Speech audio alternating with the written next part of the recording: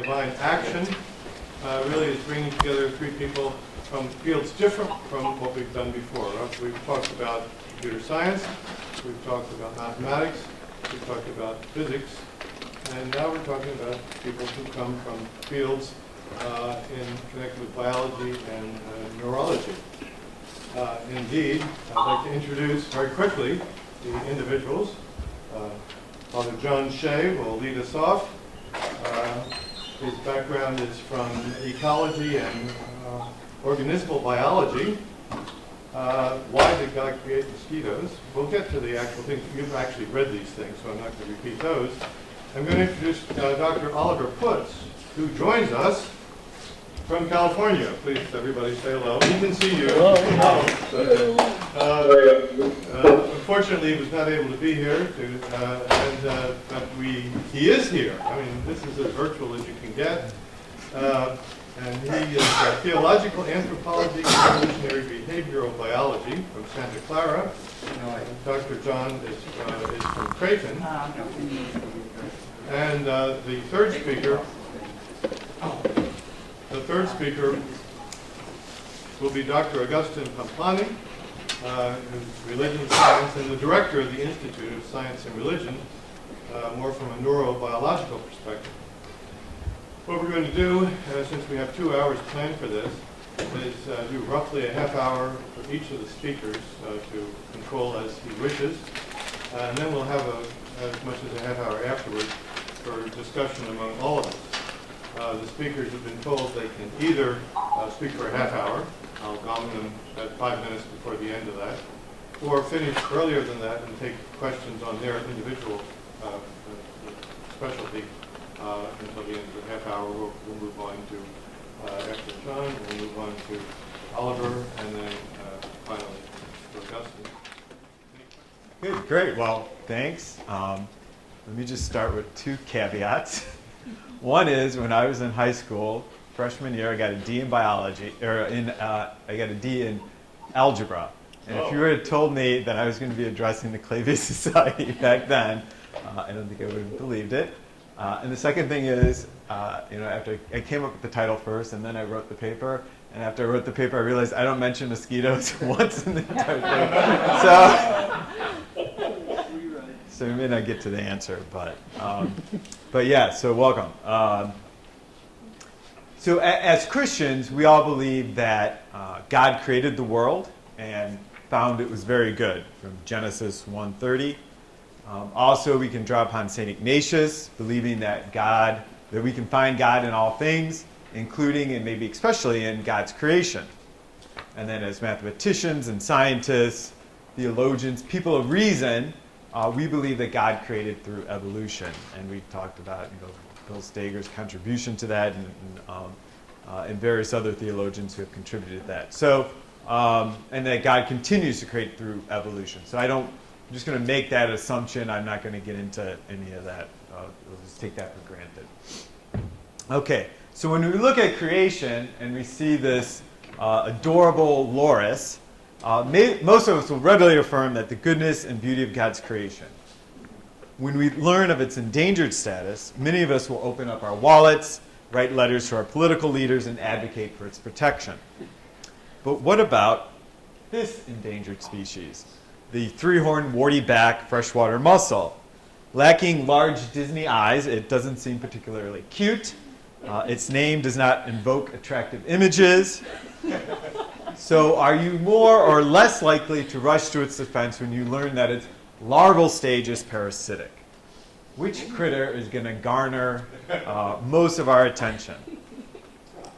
So first, let me define what I mean by a parasite. In its broadest sense, a parasite is any organism that benefits at the expense of another organism. So the list will include bacteria, protozoans, tapeworms, hookworms, most nematodes, various insects, some plants, and a few Jesuits I live with. Parasitism is the most common life history strategy on the planet. Further, some organisms may be parasitic only part of their life cycle. Other organisms are mutualistic, such that the relationship benefits both partners. But some mutualistic relationships can switch to parasitism if conditions change. And then even the Oxford English Dictionary gives a definition of parasite an interesting nuance. A parasite who lives at another's expense, a person who eats at the table of another, a person who lives at another's expense and repays him or her with flattery, and a priest who is permitted meals at the public expense. So I just want to note that I was interested in parasites long before I felt called to be one. So parasites, as you all know, cause a tremendous amount of suffering. This chart provides some statistics on the mortality and morbidity of selected infectious diseases, including what's called the disability-adjusted life years, the DALYs here. This calculates the years of healthy life lost due to disability, sickness, or premature mortality. And this list only includes what humans suffer from parasites. Almost every single species on Earth has at least one, often more, parasites associated with it. As the most common life history strategy on the planet, parasitism results in untold suffering among humans. Darwin recognized this kind of suffering when writing to Asa Gray in 1860, and he speculated on the character of God who could create a parasitic ichneumon wasp that requires a live insect host to lay in or on their eggs, which hatch into larvae that consume the living host until it dies. Quote, "With respect to the theological view of the question, this is always painful to me. I am bewildered. I had no intention to write atheistically, but I own that I cannot see, as plainly as others do, and as I should wish to do, evidence of design and beneficence on all sides of us. There seems to me too much misery in the world. I cannot persuade myself that a beneficent and omnipotent God would have designedly created the ichneumonidae with the express intention of their feeding within the living bodies of caterpillars, or that a cat should play with mice." Darwin points to the problem of evil in a world created by a supposedly good and all-powerful God. Known as theodicy, this problem has occupied theologians for centuries. However, these theologians have focused mostly on natural evil, which asks why natural entities such as earthquakes, hurricanes, snakes, etc., result in human suffering or death. A relatively new issue and more relevant for Darwin is what I'm calling evolutionary evil, and can be defined as the suffering and death that occurs to non-humans by non-human entities or processes. Non-humans can include animals, plants, as well as rocks and planets. Processes that result in suffering and death include disease, decay, combustion, and entropy. I consider suffering, pain, destruction, and death as evils in the sense of Aquinas, who described evil as a lack of good. So when an animal is parasitized or predated upon, it experiences an evil in the sense that it lacks health or life. The same logic applies to a plant eaten by a herbivore. Likewise, a supernova star ceases to exist, and so the universe experiences an evil in its lack of existence. If God created the ichneumon wasp to be parasitic, and it acts according to its nature and does God's will by laying its eggs in a living insect host, then how can the wasp do or be evil? Theologians must develop a theology of non-humans and cannot dismiss evolutionary evil as unimportant. Evolutionary biologists and other scientists, confronted with a nature depicted as ruthless, violent, and uncaring, often question and reject the God of Christianity, who allows such evolutionary evil. And as humanity suffers from the consequences of global climate change, namely an increase in natural disasters such as floods, droughts, hurricanes, and blizzards, the question of theodicy rears its ugly head. Finally, the protection of endangered species has increased our awareness and concern for non-humans. So starting from the perspective of parasites, I offer several non-competing ways to think about evolutionary evil. I conclude that 1, parasites actually are good and beautiful. 2, the evolution of parasites results from a God who allows creation's freedom. 3, parasites and all of creation will experience redemption. 4, parasites may provide moral lessons for Christians. 5, the host-parasite relationship may serve as another way to model God. And 6, parasites challenge the Christian to respond to the sick and dying with love. I've already raised the problem of evil, or the evil or ugly parasite. But what if parasites actually are good and beautiful? We all know how interdependent we are upon a large external ecosystem for basic needs like food, water, and oxygen. But each one of us also depends upon our own internal microscopic ecosystem of bacteria and parasites. Our guts contain thousands of species of bacteria, all interacting with each other and with our bodies, aiding digestion, influencing our appetites, and helping us resist disease. Other studies are showing how parasites have shaped our behaviors and psychologies over evolutionary time. In other words, parasites are an integral part of who we are and how we behave as human beings. To the extent that we are good, then parasites are good. And once we learn the stories of parasites, we can better appreciate their beauty. Consider again our friend the three-horned wartyback and its other freshwater mussel relatives. Its parasitic stage, the glochidia, does little harm as they cling to fish gills, hitching a free ride to a new home in the river. And how do they find their way to the gills of fish? In some species, the adult freshwater mussel modifies its inner tissue so it resembles a small minnow. You can see that this is the freshwater mussel, and this is the tissue modified to look like a small minnow swimming near the shell. But it's actually a glochidia-filled sac of the larval stage of the freshwater mussel. And this minnow attracts hungry fish to investigate, much like the mythical sirens luring sailors to their doom. When the unsuspecting fish attempts to bite the sac, the mother mussel releases her baby glochidia, which attach to the fish's gills. This intricate and beautiful life cycle requires a delicate balance in nature and has existed for millions of years.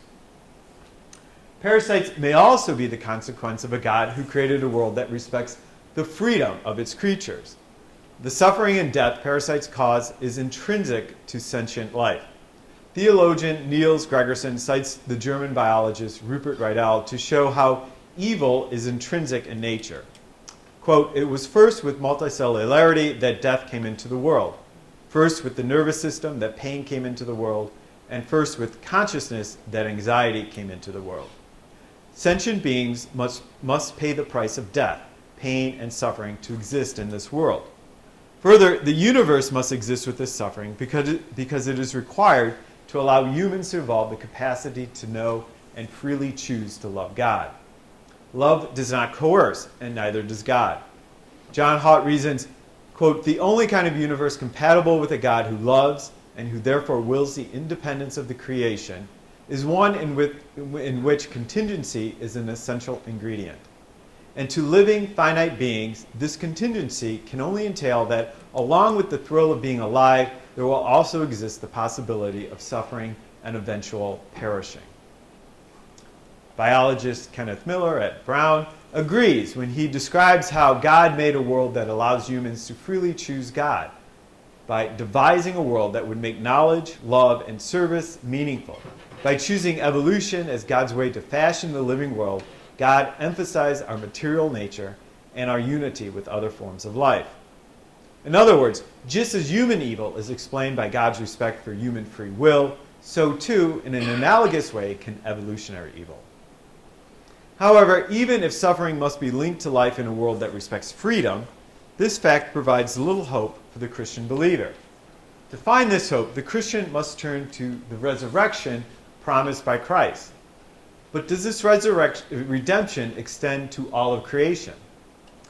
Gregerson first coined deep incarnation in 2001 when he described the incarnation of God in Christ as, quote, "an incarnation into the very tissue of biological existence and system of nature." When one considers that every human being, including Jesus, has parasites, and that every human being is interdependent upon nature, then this perspective makes sense. Jesus' incarnation as a human must have entailed being enmeshed in nature because that is the human experience. This experience reflects a fundamental ecological truth. Living things, including human beings, are inherently interconnected with each other. Theologian Elizabeth Johnson also argues that if Jesus entered deeply into the biological and physical matrix of human and non-human relationship, then Jesus' resurrection has implications for non-humans. She cites Ambrose of Milan, who said, "In Christ's resurrection, the earth itself arose." Summarizing her concept of deep resurrection, Johnson states that if Jesus, whose body existed in a network of relationships extending to the whole physical universe, and at death surrendered his life and love to the living God, then this signals, embryonically, the redemption not just of other human beings, but of the whole creation. Parasites may also provide moral lessons, I put that in quotes, for creation. For example, Michael Corey speculates that the ichneumon fly may be part of a vast symbolic realm whose underlying purpose is to physically represent the various aspects of the human psycho-spiritual realm as effectively as possible. As such, the ichneumon could represent inner evils such as drug addiction, alcoholism, and some mental illnesses that eat away at us on the inside, killing our spiritual and eventually our physical lives. Further, finding the good and beautiful in parasite trains us to find the good and beautiful in people, especially the poor and marginalized. Fifth, parasites may offer another way to model God. We are familiar with God the Father, God the Creator, as well as other images such as Judge, King, Savior, Shepherd. While no single model of God completely captures the totality of God, each model emphasizes particular characteristics of God. To emphasize our complete dependence upon God, who sustains our very life, it may make sense to speak of God as our life-giving host, and so see ourselves as parasites. Although such a model may jar our sensibilities, it has consequences for social justice. A Christian cannot dismiss the poor and marginalized as social parasites if that Christian identifies as a parasite upon God. Finally, parasites challenge how we face suffering and death. We all share the experience that something is not right or lacking in this world. God's creation may be good, but it is not perfect. Paul speaks of how all creation is groaning in labor pains. And Jesus wept after seeing Mary's grief over the death of her brother Lazarus. Praying with this Jesus who suffers with us can offer consolation. But recall that Jesus also heals the blind man, reminding us that the man's suffering exists so that God's work may be revealed in the suffering, and that we may do the work of God. And in today's world of pollution, extinctions, and global warming, we must ask how we do God's work of love in response to both human and non-human suffering. How do we heal each other as well as creation?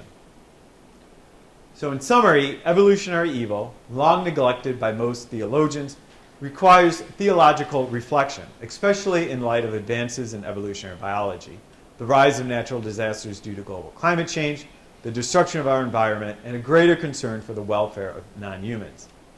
So I suggest 6 starting points from the perspective of parasites and offer 6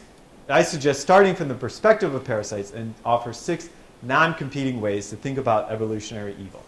And I welcome at this time any questions that you may have.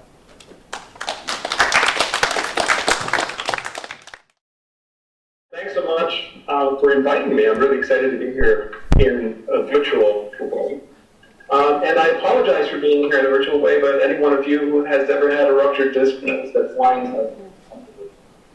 That's the reason why I'm here through this technical medium here. I'm also excited because this, as I understand, Symposium is dedicated to Bill Steger, and Bill has been a big influence in this field and of theology and science, and his death has been a big loss. So I'm really proud to dedicate this to him. What I would like to do today is basically talk about divine action and how we can think about divine action as evolutionary biologists and in evolutionary biology. So, slightly provocative question here: is there room for divine action in evolutionary biology? Well, biologists would say no, obviously.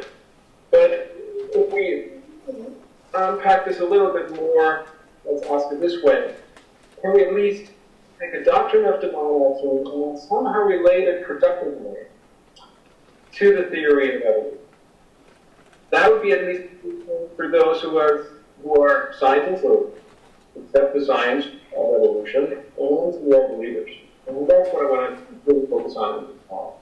And so my agenda here will be, I will quickly say a few words about what I mean by divine action, just in terms of introduction. Then I will talk a little bit about becoming a biologist, what do biologists think about when they talk about evolution as change and becoming. And then I will talk about how theologians have traditionally thought about. Excuse me, Oliver. Can you hear me? Yes. Yeah. Yes. I know it looks like I move around a lot when I talk, and when you move around, every time you move around, we start losing you. Okay, sorry. I'll try to. Let me hold on to the table here, to the standing desk, and then I hope not to move anymore. Is this one? Like this. And I look intently at you guys. Is this better? Yes. Okay. Good. So then the third step then would be the becoming of theology. So how do theologians traditionally think about becoming? And then I will try to suggest and convince you that perhaps cosmic evolution as active self-transcendence might be a way to go to think about divine action in evolutionary biology. And it's really just opening up a discussion. Then we will start by talking about divine action and what I mean by divine action, how we can potentially think about this stuff. Okay, I said that there are two aspects to divine action, to divine creation, and that is the doctrine of creation and the doctrine of providence. Now, if you look at the doctrine of creation, usually what we mean by that is that God creates the universe ex nihilo, or if you're more biblically inclined, out of chaos, that God keeps the universe in being. Without God keeping it in being, it would cease to exist, and that God potentially continues to create in the universe, but the process of creation is not entirely completed, so that we have those concepts of creatio ex nihilo and the creatio continua. Now, the doctrine of providence is important so far as that creation actually has a meaning of purpose. There is a telos, something where this creation moves toward. If that's the case, the idea is that somehow God guides creation towards the fulfillment of that telos or that purpose. And here now, obviously, we are exactly at the point where we need to be when we talk about divine action. How does God do that? Now, there's general providence. Somehow the whole system, the whole universe is set up to move towards a goal. But then there's also the notion of special providence. And special providence would involve particular incidences, cases, like we face when it comes to evolution. And so the question that we have to ask is, I think, when it comes to evolution is, well, what about special providence? Is that something that we can still maintain? Is God actually acting objectively in the moment that's take place in evolution or not? That, I would say, is the framework with which discuss divine action. Now, if you think about becoming in biology, all I'm going to do is quickly talk about some of the underlying concepts of evolutionary biology. And John will probably sue at me because I will be so limited in this. I'll just bring it down to two basic systems, basically one system, mechanism in evolutionary biology, but it's just in terms to set the stage here. If you think about evolution, what do we mean by it as evolutionary biologists? Well, it's descendant modification.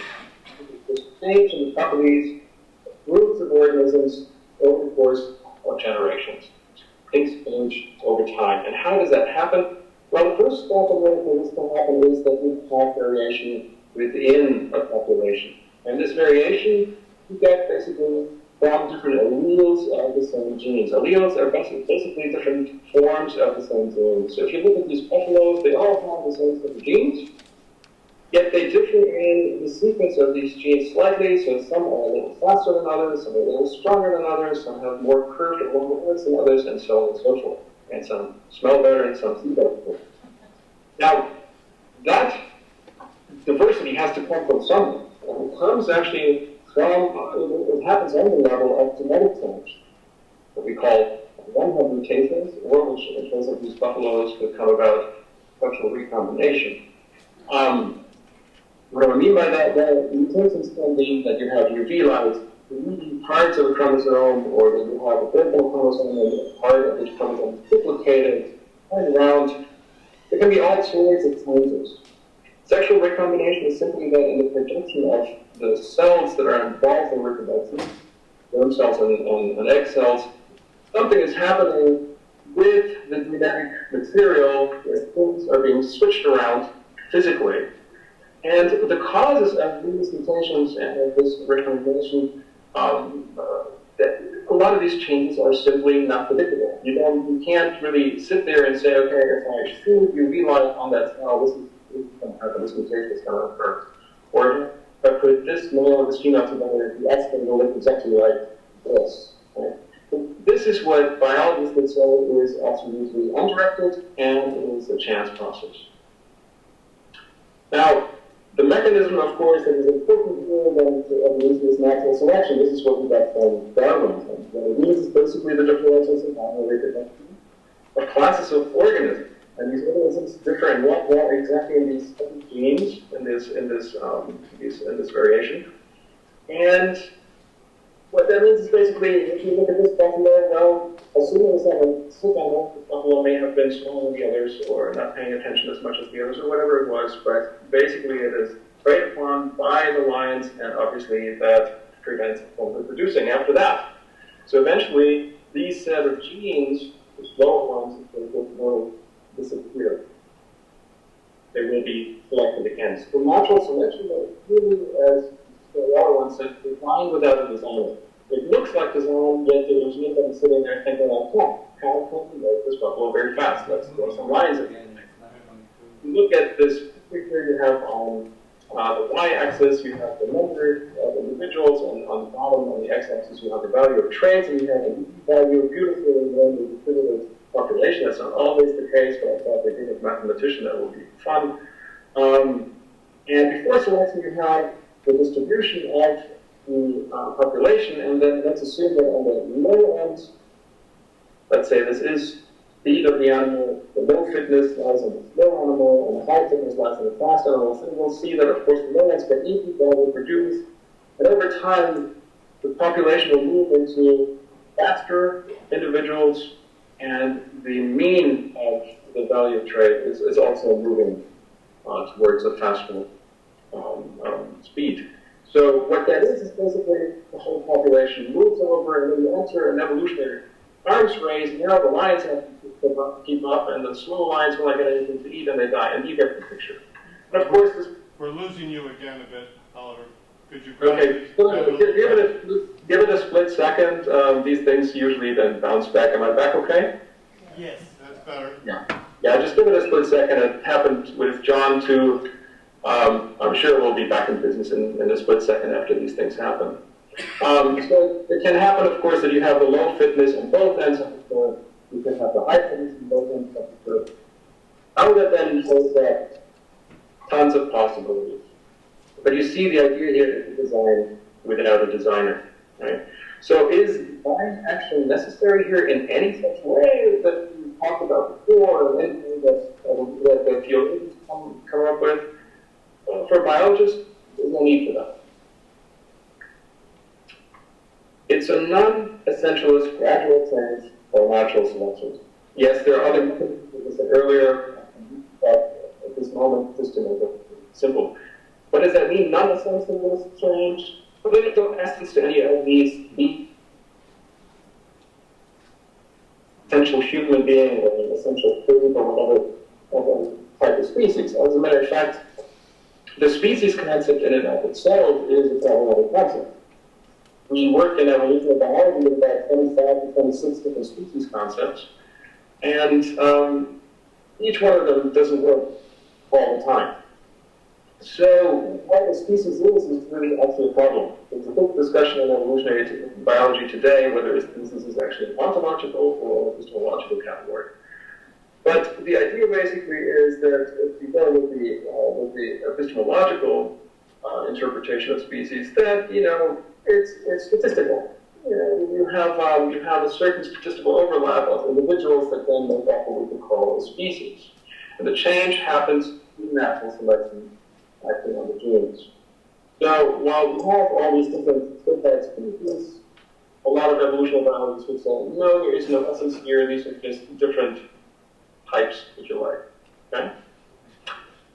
Now, read that as a may, the question remains for the beginning, as Bob Russell asked you, whether we have to think about providence, because here he's talking about special providence, should be understood entirely as a subjective response to God's uniform and undifferentiated action. So we subjectively respond to our experience of the transcendent. Or can we say that there's an objective dimension of divine agency? That God truly acts in that process and brings about that change through divine action, right? And the way that he suggests is actually through what he calls quantum mechanics, or non-dimensional objective divine action. Now, for those of you who know Bob Russell, you know that Bob loves acronyms. So non-interventionist objective divine action, he loves these, and he likes others to use them too. And at the time when I worked very closely with him a few years ago, I was working on a hermeneutics of theology and science, which gives you the acronym HOT-ASS, and I asked him if he didn't want to use that. So what he proposes is actually that quantum mechanical processes have to be interpreted ontological, following the Copenhagen interpretation of quantum mechanics.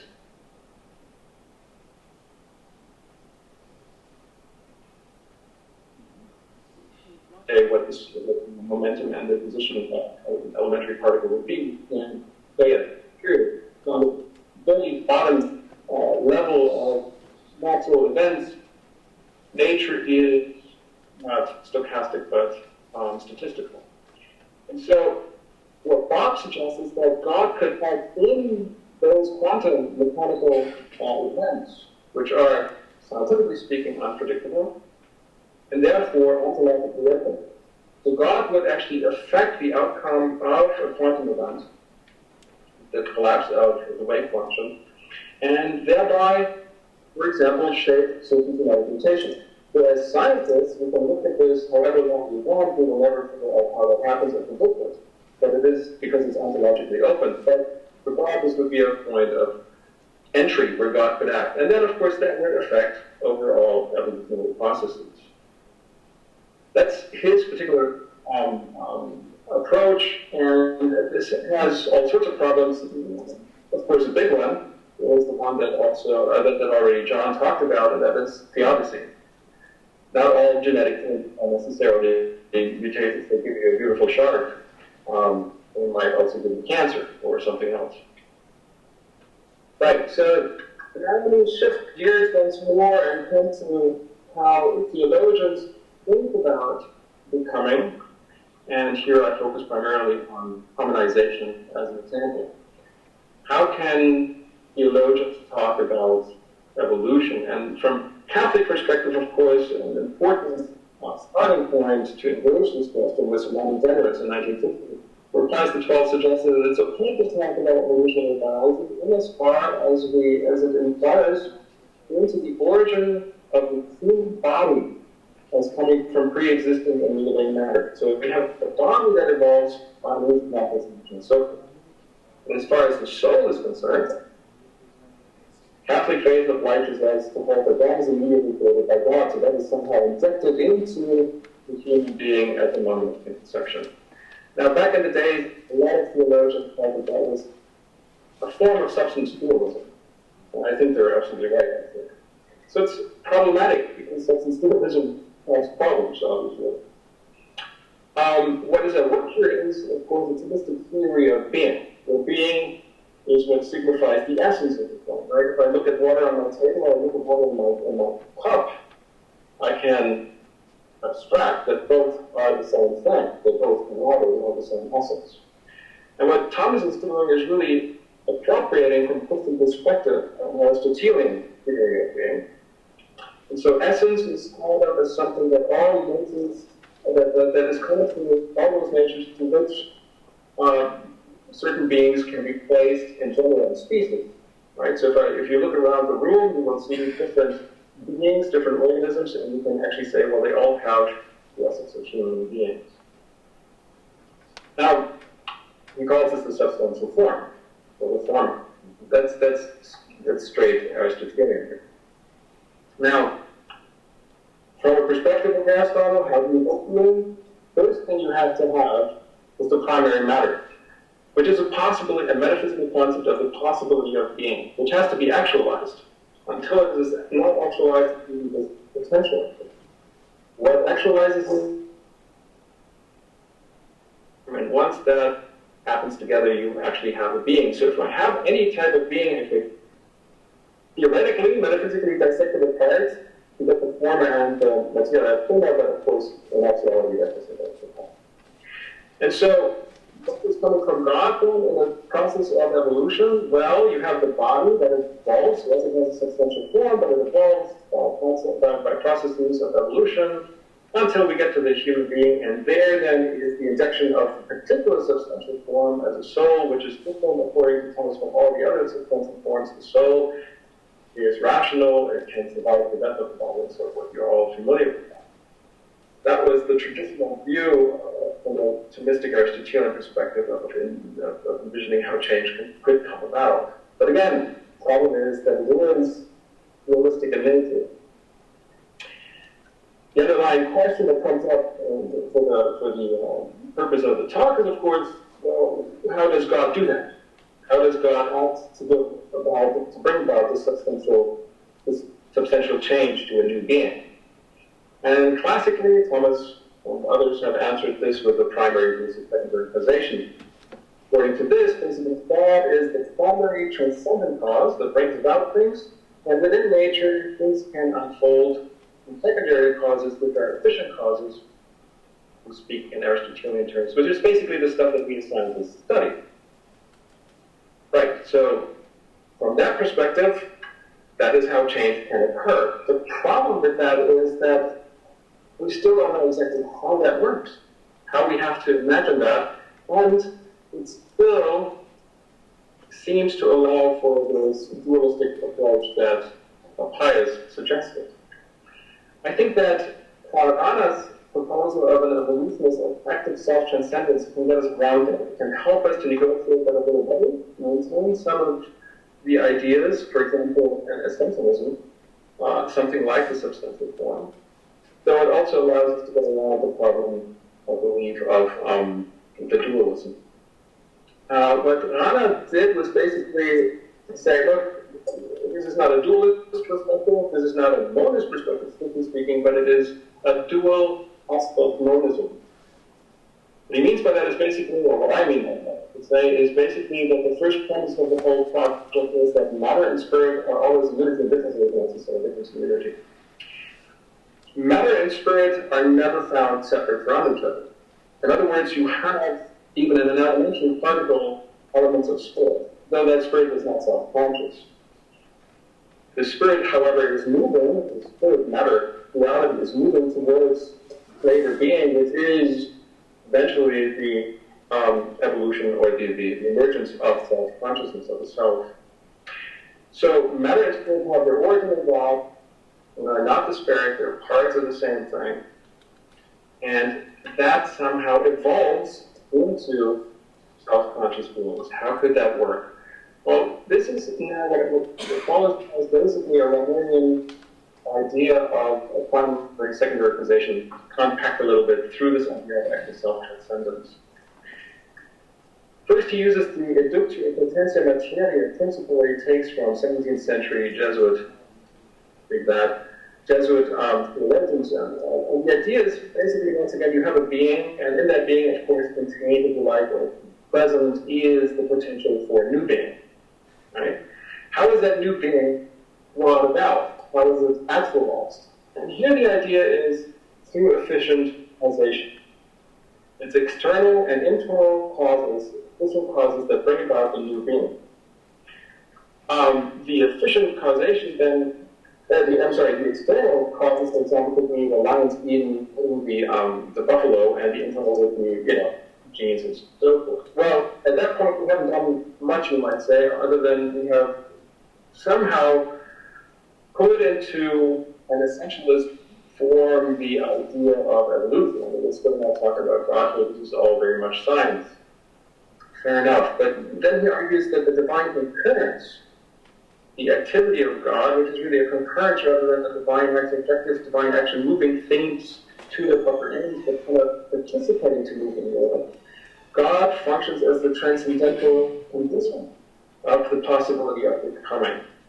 In other words, you can view this, the image that you use as such. You have a boat on a river, and on the transcendental side of the river is God holding the rope, and on the non-transcendental side, on the creation side, is the efficient causes holding ropes, and the loop is going on in the same direction.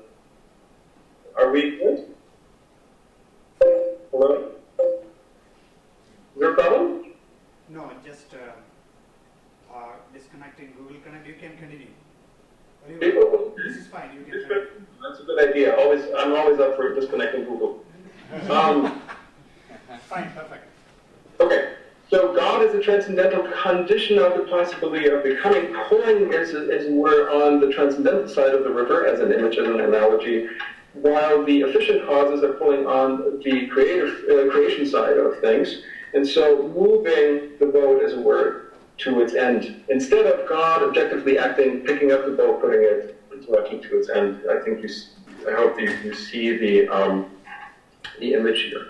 Now, fundamentally, important here is the idea that, of course, constitutes an increase in being. So the idea is that a self-conscious being would be more actualized being than a non-self-conscious being.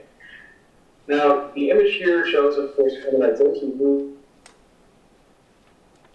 not at all saying that humans are the only self-conscious beings. So I don't think this has to end up in a scala natura, the medieval idea of the great chain of being. It could be more a tree-like thing where actually self-consciousness can occur more often. And what would that look like? First off, with this active self-transcendence, since you have the dual aspect known as perspective that matter and spirit are always connected, this is not only a problem of biological evolution, but truly of cosmic evolution, including biological evolution, because the whole material in the cosmos is actually on a potential way to bring forth at one point self-conscious beings, and potentially transcendentally present, but can be in a personal way. So through this whole evolutionary process, God is this whole process of active self-transcendence of spirit matter. God is the transcendental possibility of that process unfolding. And if that were the case, if that could hold some water for evolutionary biology, what we should actually see is that in that process, you could find potentially the same relationship of consciousness in other lines than the human line. And I would argue you can find that. I mean, you find it certainly in some other hominids, like the great apes, but I would argue you can also see it in some other animals. Thank you, Tom. Thank you very much for this invitation extended to me, especially the Clavius group, Paul, and also Binoy, who have been instrumental in having me over here. Perhaps I will begin from where Oliver has stopped, the integration or the unity of matter and spirit. That's true, again, from the evolutionary perspective, including some neurological perspective. Okay, I have only a simple thesis to argue before you, that is, the scientific understanding of matter and life shares an analogical proximity with the religious and philosophical understanding of the human and cosmic transcendence. The final part I have forwarded more or less along the philosophical lines, the human and the cosmic transcendence. And from our Christian faith perspective, we know what does this transcendence mean. The human transcendence would exactly mean the resurrection of the body. Body is not destined to doom in our Catholic faith. This is supposed to be risen at the end of the day. So do we have something to argue for that from the perspective of the neurology and the evolutionary biology? And also cosmic transcendence. Our friend John has been speaking that even parasites will have redemption. They also will be redeemed. That also constitutes part of my argument also, the cosmic transcendence. Later on I will come to the Pauline theology exclusively arguing on this point. And that epithet analogical to proximity is very, very important. And I know this is the final presentation of our symposium. Therefore, I also have given a synthetic twist to my oral presentation. So, in this science-religion intersection, this is a methodological caution that I am trying to employ here. I am not arguing that science or evolution has proved the central dogmas of the Christian faith. Nor am I using science as a proof for explaining the theological claims. That would be a wrong methodology for the intersection between science and religion. Therefore, in this dialogue between science and faith, my approach would be more hermeneutical, more interpretative. Therefore, I am coining most of the scientific concept that I relay today as more as metaphors. And metaphors are not understood literally, but more interpretatively, we know.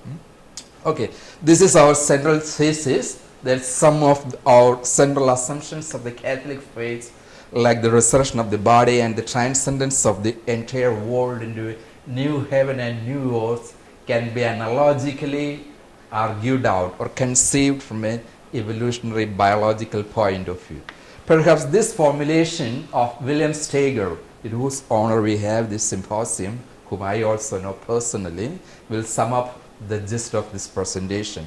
There is less and less support for any of matter-spirit dualism, except for the radical dualism of God and not God. In other words, there is a divinization of the entire matter, of the entire universe. Matter itself is something profoundly rich, something metaphorical.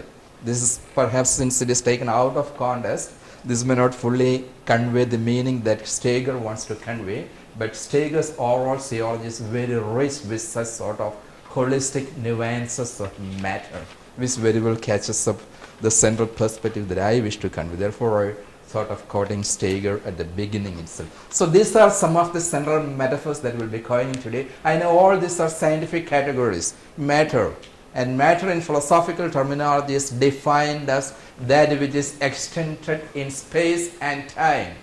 Therefore, matter is essentially related with space and time.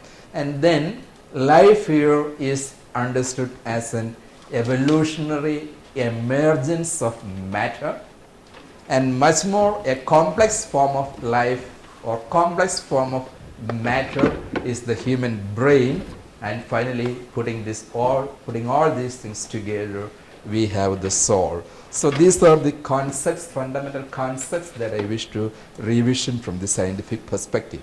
Firstly, something from the physical perspective in regard to matter, that is mostly from the microscopic world, relying slightly on the quantum physics.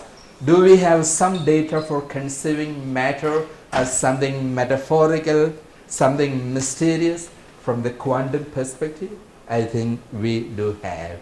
Microscopic world is essentially a world of randomness, chaos, weirdness, complexity, all these things even Kuruvula had outlined the other day.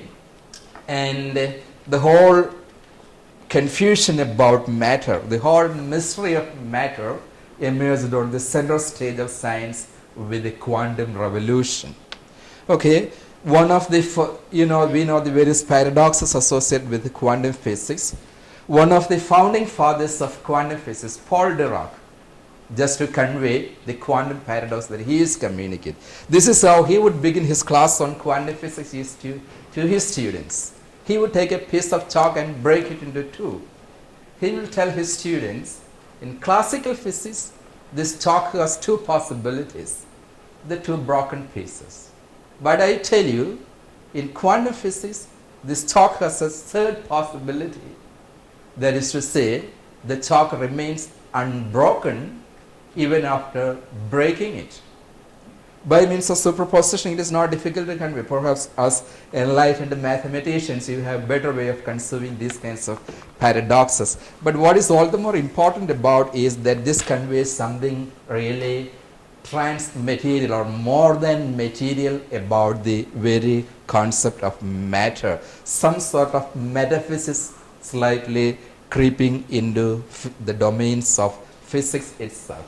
Or in recent time, we had a lot of focus on the Higgs boson, the God particle. What is the size of the Higgs boson? Scientists tell us that it has zero size, but they say this is also all-pervading. This is there everywhere. This is very, very paradoxical. Again, very well conveying that enigma associated with the matter mystery. In fact, this Higgs boson does a disservice to us. Once we were all floating particles, freed of gravity, massless particles.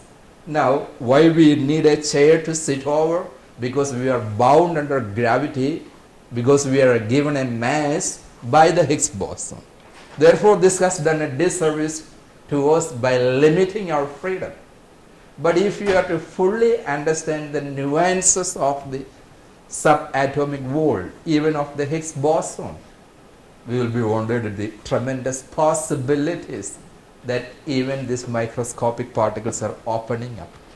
The incredible potentialities and possibilities that matter is endowed with. Some indications towards that from a metaphorical sense we can have mostly from the quantum perspective. Right? That is why one of the commentators of quantum physics, he himself is a physicist, the author of the best-selling work, The Tao of Physics, he would say, at the subatomic level, matter is nothing but a tendency to exist, and atomic events are a tendency to occur. And again, I will skip this word. Perhaps this paradoxical formulation very well conveys the enigma associated with the subatomic particles. If we ask, for instance, whether the position of the electron remains the same, we must say no. If you ask whether the electron position changes with time, we must say no. If we ask whether the electron is at rest, we must again say no. If we ask whether it is in motion, we must say no. Okay, again, I said matter from the philosophical perspective is that which is extended over space and time. Therefore, dwelling something on the matter, we will switch over to space. Only I call your attention to the speculative reflections on thinking on the multi-dimensional space from the physical sciences. This is from the string theory. The universe has extra dimensions curled up into Clavius shape. We had an anticipation of this panel discussion during lunch yesterday with Tom, and there yesterday Paul himself introduced Tom as a scholar in fourth dimension. This string theory has several dimensions of matter attributed to it. 6-dimensional interpretation, 9-dimensional, level dimension, 26-dimensional, such and such. And this is really amazing that physics is coming to speak about. Again, the very concept of the multiverse. This also implies the postulation of the multi-dimensionality of space. Okay, something more about time. We need to be revisioning time if we are to be reinterpreting matter from this perspective, theologically enhancing perspective. The Christian understanding of time is very much linear, beginning with an absolute past into an infinite future. Time is an incessant flow, the linear understanding of time. But from the perspective of the physicist today, this is not the only way that the time can be running or flowing. Okay, time can turn backward, time can stand still, time going backward, and even the reversal of the aging. These things are speculated over. That is why established scientists and mathematicians like Stephen Hawking today speak about time travel machines, given the existence of the virtual particles which follow no laws of physics, no known laws of physics are respected by these virtual particles. So it is in the light of these things that scientists are inclined to think about things. Suppose we hear the announcement at the railway station that the train now arriving on platform number 1 already arrived half an hour ago. This might sound nonsensical, but these slides I have literally reproduced from Stephen Hawking's work, Belonging to the Universe. Established scientists and mathematicians are thinking about this kind of understanding of time. Therefore, time just has no one dimension. In relation with space, it can take several other possibilities as well. So a lady traveling faster than light, if that is possible, departing one day in a relative way, arriving on the previous night. We began this conference yesterday and we wind it up day before yesterday, provided we are at a faster than light frame. This is no contradiction. So it was John who said about God creating a 4-dimensional triangle. Now this is no nonsense. This is not a contradiction. provided the possibilities that space, time, matter, etc. are endowed with in nature, provided we understand their full nuances. If the arrow of time is reversed in a contracting universe, demolished buildings would rise from the rubble and people would be born old and die young. This is not my imagination and speculation. I am relying fully on Stephen Hawking. Suppose you went back and killed your great-grandfather while he was a child. Okay, again the concept of wormholes, shortcuts between regions in space. If we travel through wormholes to our nearest galaxy, possibly if we start in this century, in the previous century we may land up in the nearest galaxy. Because the laws of nature in the speculated singularity, the wormhole is totally different. Laws of nature permit such situations, it seems. So these are only hypothetical sciences, not established geometrical concepts. But the best brains in the world are straining their brains upon these sort of concepts now. So, in as much as they are cosmological and physical, they are also philosophically and theologically rewarding. This is our point of focus here. Okay, matter also is endowed with some elementary, rudimentary forms of consciousness. There is altogether an interpretation of quantum physics where matter itself is endowed with consciousness in terms of the quantum jump, where matter will be, the mystery of matter will be giving way to the mystery of mind. I will not dwell in detail on this one, since we have already ventured into the domain of life and consciousness, something from the biological world. Our thesis stated that the scientific understanding of matter and life. So the second part of my presentation I will move on, focusing on the life. See, this is a picture of a family of bacteria. This is very intelligently organized. How do these bacteria how are they able to organize themselves in that fashion? Bacteriologists say this speaks for the presence of intelligence in the bacterial world. So the title of an article that I wrote reads, "The Simplest Cells but the Most Complex Lessons." The most simple forms of life have got to teach us the most complex forms, lessons in life. And there are several other interesting observations about bacteria. We are taking bacteria only as a metaphor here, as to see how life is so holistic. Even what we consider to be uniquely human is somehow rudimentarily present even at the beginning stages of life. Because life began with bacteria. This is what biology tells us. Cosmic altruism. There are celibate bacteria, it seems. In the sense, bacteria who are security guards of their colony. In order to be eligible to be that, they must renounce their reproductive faculties.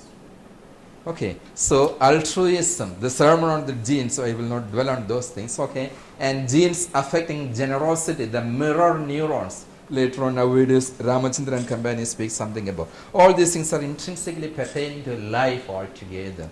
Again, today we have the data from the interesting data from the Human Genome Project, where life itself is considered as a biological continuity, beginning with the single cell bacterium to the most complex human brain. We humans share 98.86% of genes with the chimpanzee, 80% with cows, 60% with a mouse, and let alone a single cell E. coli bacteria. We have 20% of genetic overlap. This altogether suggests the biological continuity of species, the organic interconnectedness of the entire web of life. That is why the new metaphor, the web of life, replacing Darwin's old metaphor, the tree of life. In Oliver's presentation also the same writing of Darwin was used. Today the new metaphor coined is not the ascending understanding of life, rather the horizontal. That instead of the vertical, today we also have the horizontal understanding of life. That is, genes are also transferred horizontally. There are several instances of that. For instance, something in our body, the cow genome, the human gene, which is vital for placenta formation, originated in a virus. This is the horizontal gene transfer, and therefore the new metaphor, the web of life instead of the tree of life. So, altogether, in our theological frame, we say life is a continuum, organic interconnectedness. Separation and distinctiveness is replaced by the new metaphors of holism and interconnectedness. That is what we mean by the web of life metaphor. Okay, that is why today when evolutionary theory was published, there was a lot of controversy that evolution theory has downgraded the dignity of humans, since we are descendants of the apes. But this theologian and scientist, what he say, if we really understand the value and dignity of an ape, we must be amazed as to think whether we are really worthy to be evolved out of the apes. Even apes themselves are such a wonderful mystery, it seems, sharing the dignity and image and likeness of God to such an extent. Now switching over to neurobiology. So carrying on our reflection on the interconnectedness of life, our brain is the most complex form of life, perhaps the most complex form of matter. Matter understood as a metaphor here.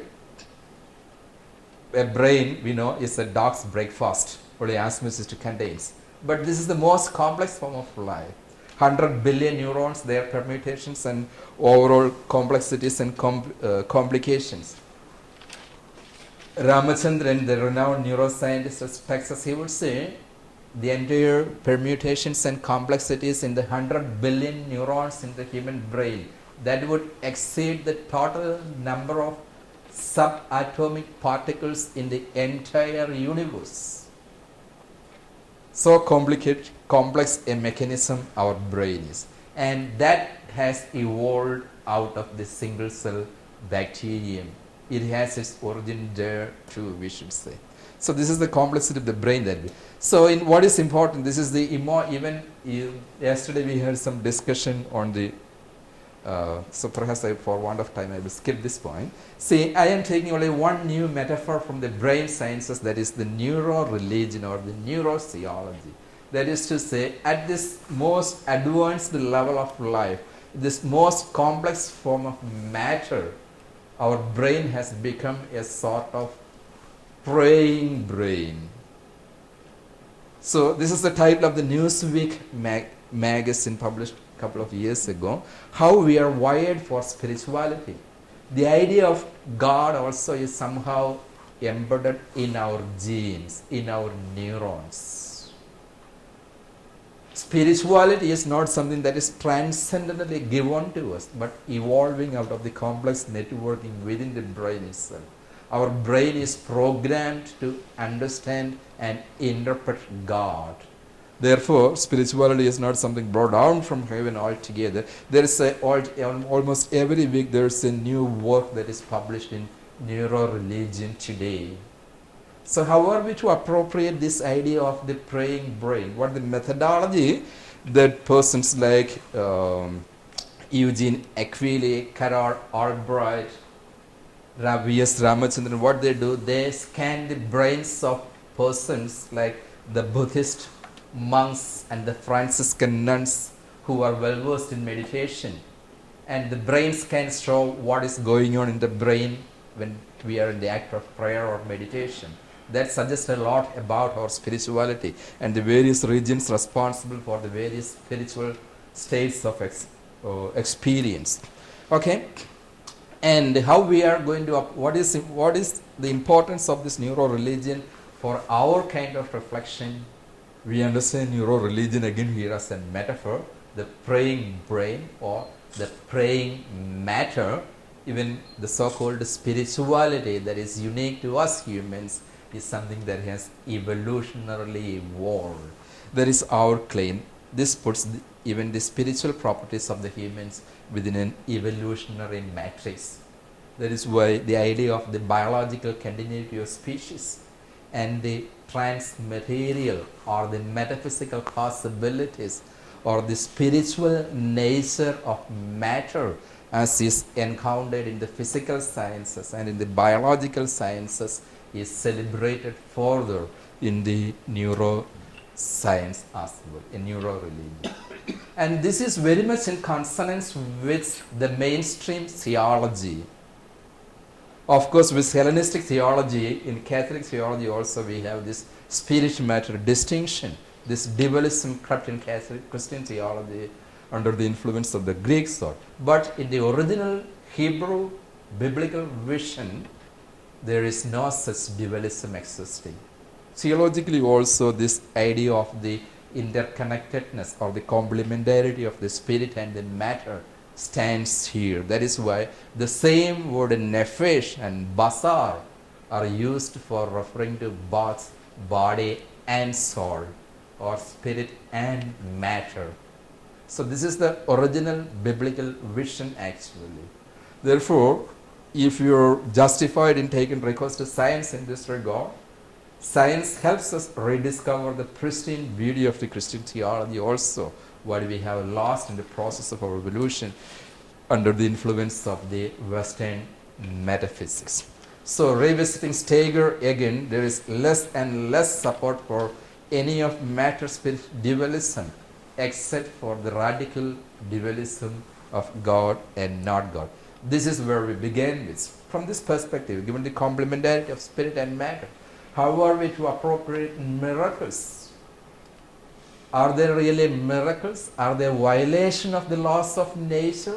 I am inclined to think that even miracles are inbuilt in the laws of nature, in the unknown laws of nature.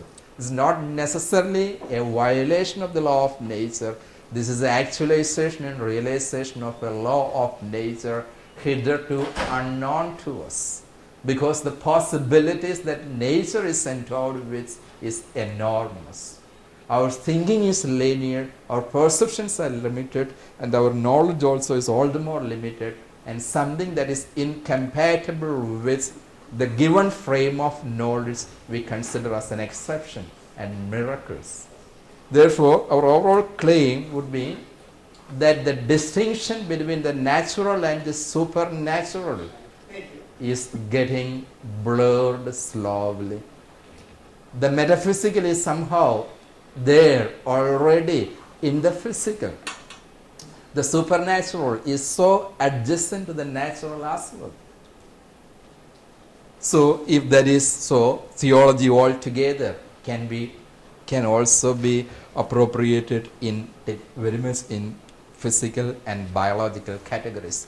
Therefore, the traditional distinctions that we called between body and soul, life after death, given our thinking about time, understanding time as a metaphor with these kinds of nuances, the various polyvalences of time as physics is speculating over today. Is there something real and meaning for the after? Or what is the meaning of eternity altogether here? Is the resurrection, as I said initially about the Higgs boson, resurrection also is somehow inbuilt in the fundamental particles. This is anthropologically proximate to it. Again, the questions that we raised in the morning, Trinity as a 3-in-1, or so the challenges from science, physics, biology and neuroscience challenge the very fundamentals with which we construct theology. Physics espouses the tension between history and transhistory, between the spatial and the transspatial, the material and the transmaterial. But unfortunately, our theology and philosophy are still operating within that traditional linear frame of matter, space and time. This is the and the final point, the cosmic transcendence, what John outlined here, when parasites will be redeemed. This is from the Pauline theology. The whole creation is groaning in birth pang for its redemption as the children of God. Not only us humans, if the biological continuity of species is a fact, this is not an impossible thing in the contemporary scientific world. Okay, with that I wind up. Thank you for your attention.